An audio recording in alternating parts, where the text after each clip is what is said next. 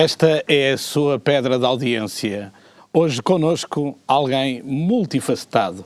Nasceu em 1960 em Vila Nova de Gaia. Seja bem-vindo, Agostinho Santos. Olá, viva. Jornalismo por vocação ou obrigação? Não, isso não. Aliás, eu costumo dizer que sou um homem cheio de sorte, porque sempre fiz aquilo que quis. O jornalismo e as artes estiveram sempre no meu caminho e, portanto, sou um homem cheio de sorte. O jornalismo é uma das maiores alegrias que eu tive, foi abraçar esta atividade. E paixão, é uma paixão mesmo. Sou jornalista há quase 30 anos. Comecei na imprensa regional e portanto nunca me passou pela cabeça sair do jornalismo, abandonar o jornalismo, por muito que goste da outra atividade que é a arte. Portanto, o jornalismo é a minha paixão, de facto. E, portanto, aliás, nunca pensou em ser jornalista, ou pelo menos inicialmente não teria pensado, até porque quando saiu de Vila Nova de Gaia para ir para estudar algo acima do básico, foi para a Escola de Artes. Sim. Sim, e de facto as pessoas, desde o meu tempo, desde o ciclo, as pessoas achavam que eu tinha muito jeito para o desenho e para a pintura. E estavam-me sempre a incentivar a seguir. E eu, de facto, fui para o Porto, fui estudar na Escola de Artes Decorativas Soares dos Reis e sempre pensei que ia seguir as artes. Depois, o bichinho de convidaram-me para escrever num jornal regional em Gaia e eu... Pode dizer o nome. O Jornal de Gaia. O Jornal de Gaia, que infelizmente depois, já não existe. Infelizmente. E depois o Gaiense ainda na antiga, ainda não tinha o formato que tem hoje, mas como eu escrevia uma peça de vez em quando. E depois comecei a sentir o gosto e o prazer de escrever nos jornais, e entusiasmei-me e depois frequentei um curso de jornalismo, interessou-me e pronto, e abandonei um bocadinho, nesse período, abandonei um bocadinho o estudo da arte. Estamos a falar com 20 e poucos anos. Estamos a falar com 21. 21 anos. 20 anos, 21. Há muitos anos, há 30 quase. Exato. Depois destes artigos por mero lazer, quase, ou por ocasionais na imprensa regional, quando é que foi a sua primeira experiência a sério? Bem, a minha primeira experiência a sério como jornalista profissional foi em 1986, tinha pai 26 anos, 26, 27, no 1º de janeiro, era a diretora Agostina Bessa Luís, foi com ela que eu entrei para os quadros do 1º de janeiro, e foi aí que eu comecei a interiorizar que de facto era isso que eu queria, e queria seguir o jornalismo. Então começou por ter exatamente uma primeira diretora de jornal que se calhar, mesmo sem nunca ter pensado, se calhar até hoje, o veio influenciar para as artes, nomeadamente numa outra vertente, que é a escrita. Temos aqui sobre esta mesa alguns dos livros que já publicou e que é uma interação da pessoa, do jornalista, do Sim. Pintor, enfim. É provável que a Agostina, que é uma grande senhora da literatura, tenha influenciado alguma. Sei que na altura ela foi parar ali, ela era a diretora quase que se limitava a escrever os editoriais, portanto não tinha a função de diretor de uma redação, tinha outras pessoas depois, chefes de redação e algumas pessoas que eram assessoras dela. E, portanto, esse sim é que lhes incumbia o papel de fazer a direção do jornal. Mas tive algum relacionamento com ela e por coincidência, foi a Agostina que escreveu o primeiro texto quando eu fiz a minha primeira exposição, em 1987. Foi a Agostina Eu sei que nessa altura o Janeiro também tinha alguma vocação para a arte. Tinha um suplemento muito interessante. Aliás, o Janeiro tem tradições muito importantes aqui no Porto e a nível nacional. Tinha um suplemento muito interessante. Eu não colaborava nesse suplemento, comecei também a escrever sobre arte. E E a Agostina, como eu dizia há pouco, foi de facto a pessoa que escreveu o primeiro o texto para o catálogo da minha primeira exposição. Estamos no jornalismo profissional, tinha suspendido provisoriamente a sua atividade artística, retomou a quando? Eu não sei se eu suspender a atividade artística, julgo que não é correto. Eu suspendi o estudo. O estudo, exatamente. Porque a atividade eu continuo sempre, eu desenho desde miúdo, desde criança. Eu lembro-me que com 8 anos fiz a minha... Aliás, neste momento estava preparado para desenhar já aí com uma caneta. Pois, eu tenho esse vício, que é de facto, por exemplo, quando vou fazer uma entrevista, nos períodos em que estou a ouvir a pessoa, às vezes também estou a desenhar, ou quando estou ao telefone, assim, naqueles espaços que surgem, não é? Um bloco é uma coisa sempre que me acompanha. Portanto, tive sempre este hábito. Portanto, eu nunca parei de desenhar e de pintar. Aliás, posso dizer que, eu costumo dizer que em termos de brincadeira, fiz a minha primeira exposição aos 8 anos.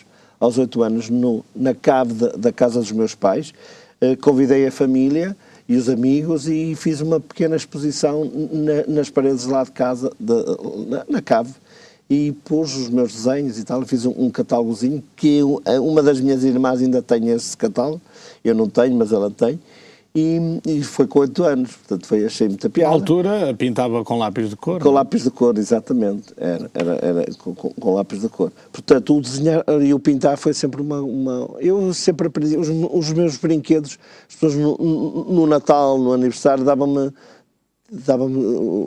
uns cavaletes, um rolo de tela e tinta. Eram essas as minhas prendas. Voltamos ao jornalismo, para depois, na segunda parte, navegaremos pelos livros, pelo jornalismo de investigação, que é uma área onde o Agostinho Santos deu e dá cartas. No janeiro, há sim algum aspecto importante durante os anos que passou no janeiro? Quantos anos passou no janeiro? 6, 7 anos. Houve assim alguma coisa que eu tenha marcado? Eu fiz, portanto, é evidente que o chamado jornalismo de investigação, no tempo em que eu dei os primeiros passos, era uma coisa aliciante, interessava muito, e portanto fiz algumas as reportagens sobre a mendicidade, sobre os sem-abrigo, e fui pedir uma vez para a Igreja dos Congregados, porque naquele tempo a Igreja dos Congregados era um sítio muito apetitoso para os pedintes, era um sítio que economicamente era rentável e, portanto, havia muitos mendigos lá. Eu também fui ver qual era a concorrência entre os mendigos e tal. E depois fiz uma reportagem sobre uma rede de tráfico de estupefacientes espanhola, que me deu um prémio, que me deu depois foi uma série de reportagens que eu estamos a falar do Prémio Nacional da Gazeta? Gazeta, exatamente, que me deu em 1989. Portanto, foi atribuído em 90, mas o prémio era referente a 1989. E foi-lhe entregue pelo Dr. Mário Soares, que era Presidente da República na altura.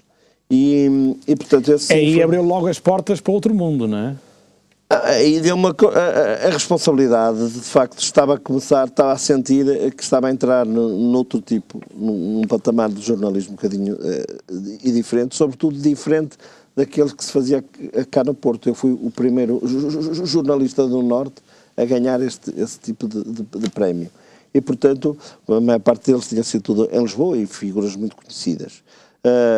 E, portanto, fui o primeiro a ganhar de cá do Porto. Depois já houve vários, mas em 1989 fui, de facto, o primeiro. E isso abriu-me umas portas, é evidente, e aliás, o Jornal foi a partir daí que o Jornal de Notícias me convidou. Foi a primeira transferência milionária. A primeira e a única. Eu felizmente tenho tido a sorte de manter é a única, quer dizer, saí do 1º de janeiro para ir para o Jornal de Notícias, onde estou. E aí, no Jornal de Notícias, para além de fazer trabalhos sobre cultura, que continua a fazer, sei que ainda há dias sempre no Fantasporto, e portanto continua muito dedicado a essa área, Para além disso, continuou o jornalismo de investigação. Eu lembro-me de recentes, há alguns meses, trabalhos que vão ficar para a história. Isso não sei, mas fiz de facto alguns trabalhos ditos de investigação, porque para fazer esse tipo de trabalhos é preciso uma paixão. E eu acho que tenho essa paixão. É preciso não ter horas para nada, é preciso ser um bocado arriscado, não ter receio e medo que as coisas aconteçam. Eu, de facto, eu acho que tenho essas características e mesmo agora, já com alguma idade, ainda de vez em quando me pedem para fazer alguns tipos de trabalhos diferentes, apesar de eu, agora, e já há uns anos, estar na secção da cultura, e portanto que é lá na redação. Mas também faço sempre que me pedem, sempre que a paixão me toca e bate à porta, eu costumo fazer alguns trabalhos ditos de investigação. Trabalhos que alguns deles relata em livro. Sim, este livro que saiu... O Portugal a Negro, o Portugal a Negro, pode mostrar. O Portugal a Negro é um livro que saiu há 2 ou 3 anos, que foi uma compilação de reportagens e entrevistas que fiz ao longo destes anos todos, de jornalismo. Uma ou duas ainda saíram no 1º de janeiro e a maior parte saiu no Jornal de Notícias. Aliás, foi apresentada no auditório do Jornal de Notícias. E que reúne uma coletânea de reportagens, como eu disse, e entrevistas feitas, e a maior parte delas incidem todas sobre os temas sociais. De facto, eu acho que uma particularidade, e por isso é que eu também me envolvi e me envolvo sempre que é possível no chamado jornalismo de investigação, porque me atrai as questões sociais. Eu acho que eu ainda sou do tempo em que uma pessoa entrava no jornalismo com o objetivo de tentar denunciar o que está mal e tentar corrigir dentro das possibilidades de cada um e do jornal em que se tem inserido o que está mal e denunciar. E, portanto, as questões sociais foram sempre uma coisa que me tocaram, as desigualdades, as injustiças. E, portanto, todas estas as reportagens batem um bocado em problemas sociais que afetam a nossa sociedade. Eu sei que tem algumas verdadeiras histórias vividas.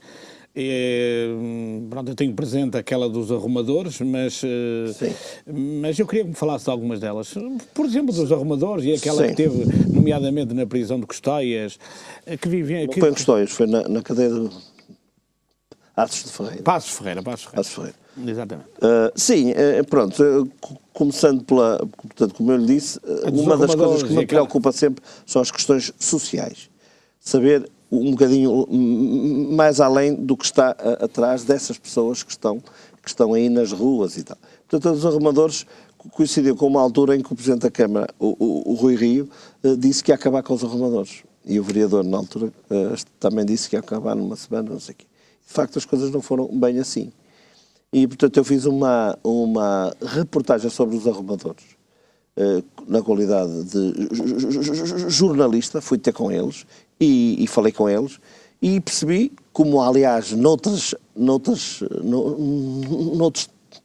trabalhos que desenvolvi, eu percebi, notei, foi evidente, que as pessoas não diziam tudo, não estavam à vontade com um jornalista à frente e, portanto, limitavam-se a responder assim, sim, não e tal, mas não entravam muito eu queria ir além, queria saber o porquê, o que é que os levavam a estar ali.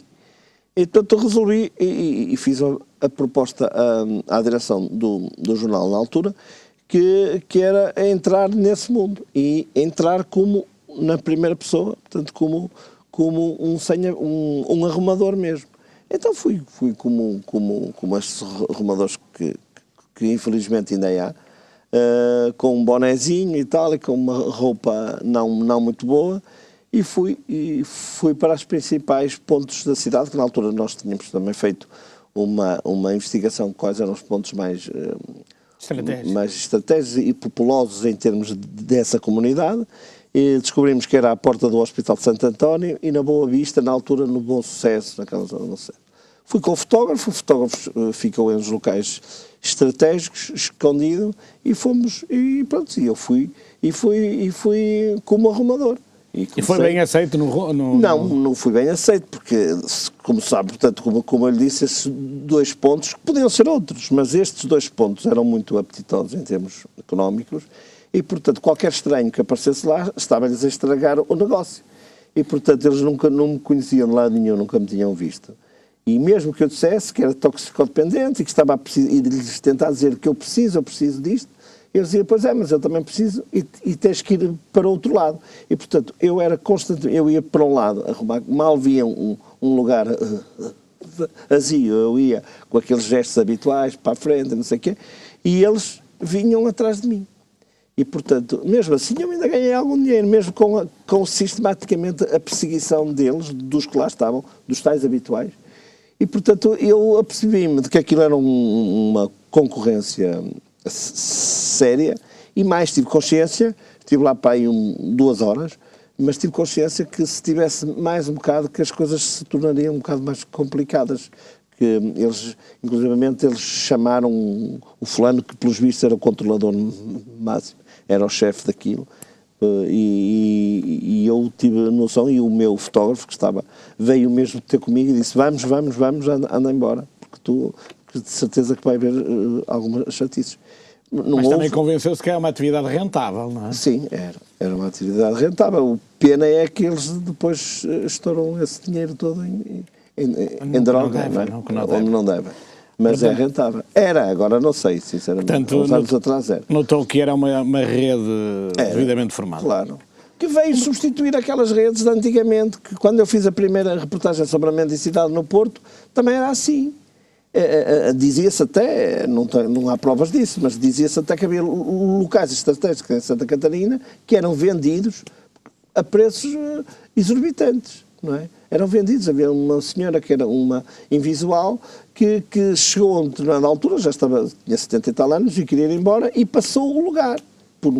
Na altura dizem que era 250 contos. Não sei se é verdade, não confirmei isso, porque não se consegue confirmar essas coisas, mas era um assunto que se dizia à boca cheia. Aliás, esse negócio ainda, infelizmente, nos dias de hoje se mantém em alguns sítios. Ainda recentemente o próprio Jornal Notícias, penso eu, divulgou o caso de um cego que era explorado exatamente por alguém que vivia à custa dele, não é? Sim, eu também apanhei uma senhora que era uma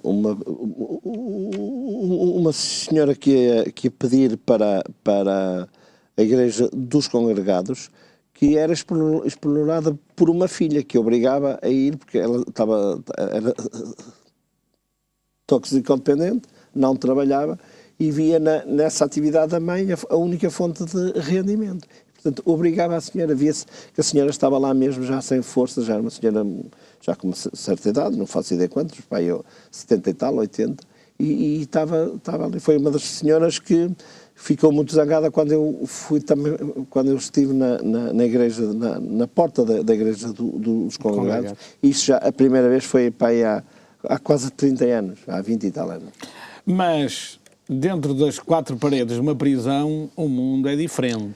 Isso sim, isso de facto também foi uma das atividades que, uma das peças jornalísticas que muito gozo me deu, em primeiro de tudo porque foi sempre um sonho que eu tive, foi sempre uma coisa que me interrogava, era aqueles homens e mulheres que estão dentro, que cometem erros, obviamente, mas conseguem estar lá, e eu que sou amante da liberdade, gosto muito da liberdade, como é que era possível viver ali dentro? Não é? É evidente que toda a gente sabe que eles estão lá porque fizeram coisas que não deviam fazer. Mas foi uma coisa que desde miúdo me interrogava e questionava e portanto, depois acompanhei ministros e primeiro-ministros e secretários de Estado e não sei o quê, de visitas às cadeias. Mas também me apercebi que aí só via o que as entidades oficiais queriam. Eu recordo-me, por exemplo, que uma vez um dos convidados, olhamos e ele estava com o fato todo pintado, porque se encostou a uma parede que tinha sido acabada de pintar.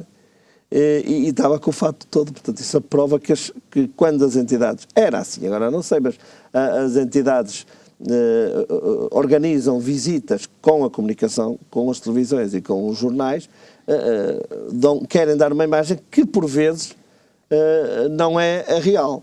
E os presos chegavam-se a queixar disso. Eu lembro-me de ir acompanhar algumas dessas visitas e lembro-me de encostava-me aos presos para falar, aos poucos momentos que permitiam a relação com os reclusos, e eles queixavam-se, diziam que a situação não era aquela, que era diferente. Portanto, foi uma coisa...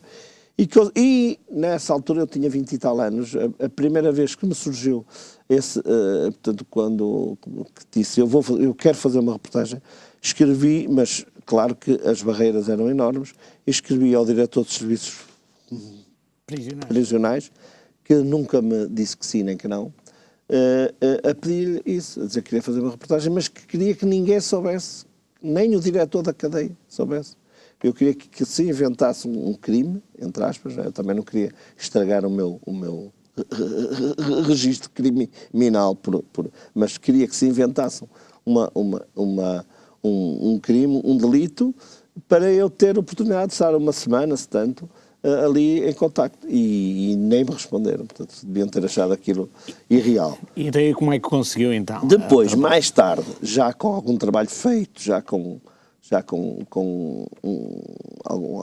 depois de ter feito uma série de visitas e reportagens oficiais às cadeias e tal, consegui convencer a diretora da cadeia de Passos de Ferreira, que foi a primeira mulher a chefiar uma cadeia de homens, ainda por cima aquela cadeia era especial porque era uma cadeia que albergava os reclusos que cumpriam as penas de grandes de 15 anos a 20 de 15 a 20, e portanto consegui convencê-la, e ela teve que, obviamente, obter a autorização dos serviços, que conseguiu, e eu fui durante uma semana, de segunda a sexta, todas as tardes ia para lá, mais ou menos das 2 da tarde às 6, e cada tarde estava numa sala sozinho com um recluso.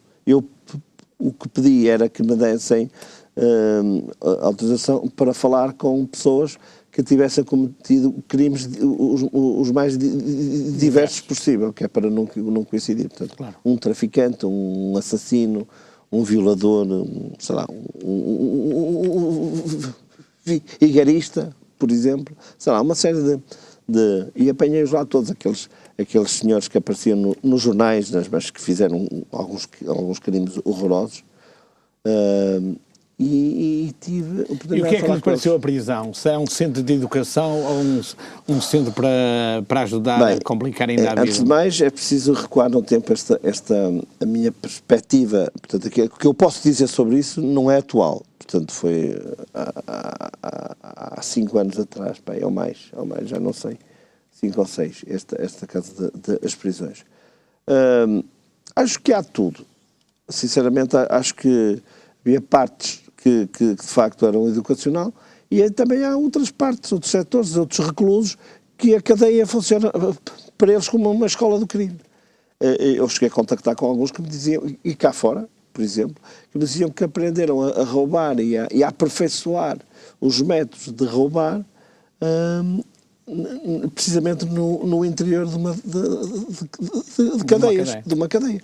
Portanto, é variável. Se para uns também serviam, porque aquilo era uma pena pesada para alguns, não é?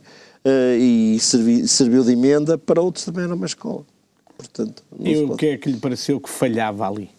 Ou não falhava nada? Não, acho que falhava alguma coisa. Eu acho que o importante é ocupá-los.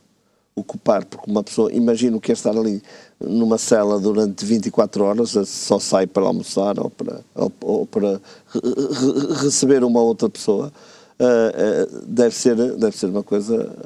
E é isso que acontece, por exemplo, em Passos Não, Ferreira? acho que agora não. Acho que agora, havendo a vontade também deles, eles não são obrigados, tanto quanto eu sei, não eram obrigados Portanto, há uma série de oficinas e tal, as pessoas iam lá de acordo com aquilo que sabem fazer ou e queriam aprender. Mas também sei que agora, e há uns anos não havia, mas sei que agora também tem havido, junto da comunidade dos reclusos, tem havido uma aproximação com as artes e com o teatro, com as danças. Já não é a primeira vez que, por exemplo, em Matosinhos estão a fazer uma série de programas com os reclusos, não é? Exato. Portanto, têm feito, é público, essas notícias têm vindo a público, portanto isso é muito bom, porque ocupa-os e mostra sobretudo que são úteis ainda à sociedade. Eu vou fazer uma pergunta que não se faz, mas pronto, se não se faz, não se faz, mas está bem. Pronto, ok, mas nós estamos aqui uma conversa a dois. As pessoas cá fora conjecturam como é que é possível, num estabelecimento prisional, em que é proibido tudo e mais alguma coisa, por exemplo, haver necessidade de seringas, porque a droga entra nas prisões.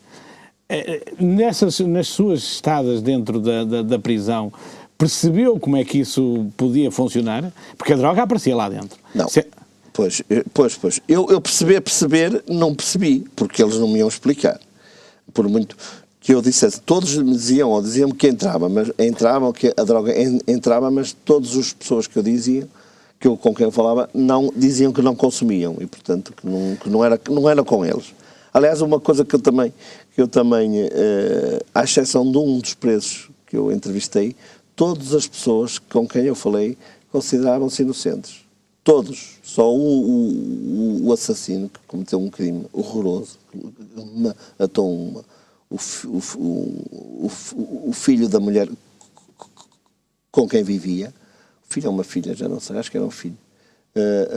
Esse é que confessou e tal. Os outros, desde os traficantes, os violadores, os vigaristas, então, os outros eram todos inocentes. Era uma injustiça. Foram culpados, foram julgados, condenados, mas para eles era toda uma injustiça. Portanto, havia sempre, isso tudo para lhe dizer, que havia sempre a lógica do passar a bola. Portanto, eles nunca queriam falar. Quero dizer que... Mas diziam que havia muita gente que diziam que uns faziam o que queriam e outros não podiam. Quem tinha dinheiro conseguia controlar uma série de coisas, outros não. Portanto, eu propriamente nunca consegui perceber, aliás, também não estive assim muitos dias, que tive uma semana e controlado, só numa sala, não podia andar lá pelas celas, apesar de não estar ninguém a assistir às nossas conversas, não podia andar lá a passear. Tá? Agostinho, vamos para intervalo, na segunda parte vamos continuar esta nossa conversa e sobre esse tema que estávamos a falar agora. Nunca percebeu, mas nós todos entendemos o que é que acontece. Até já.